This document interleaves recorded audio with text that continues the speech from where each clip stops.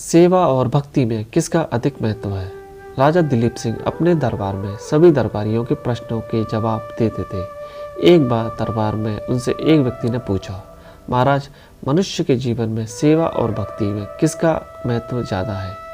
राजा सोच में पड़ गए और उस समय उस प्रश्न का जवाब नहीं दे पाए। लेकिन वह काफ़ी दिनों तक उस प्रश्न के बारे में लगातार सोचते रहे। कुछ समय बाद राजा बिना किसी को साथ लिए शिकार के लिए जंगल की ओर निकले। थोड़ी दूर जाते ही राजा घने जंगल में रास्ता भटक गए। काफ़ी देर हो गई थी।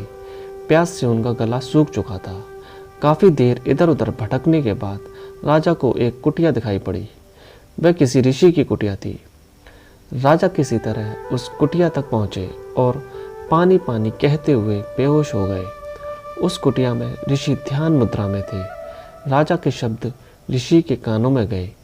पानी पानी की पुकार सुनने से ऋषि का ध्यान भंग हो गया। वह तुरंत ही अपना आसन छोड़ राजा के पास गए और उन्हें पानी पिलाया। पानी पीकर थोड़ी देर में ही राजा को होश आ गया।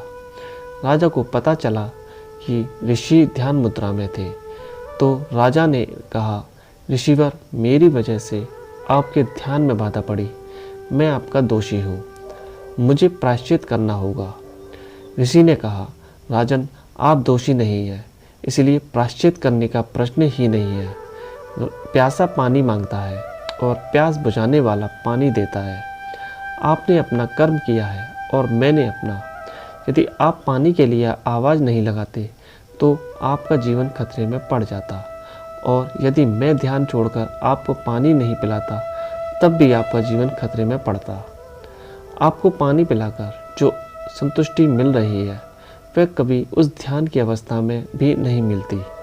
भक्ति और सेवा दोनों ही मोक्ष के रास्ते हैं, लेकिन यदि आप आज प्यासे रह जाते तो मेरी अब तक की सारी साधना व्यर्थ हो जाती। राजा को अपने उस प्रश्न का उत्तर मिल गया था कि सेवा और भक्ति में सेवा का महत्व भक्ति से अधिक है।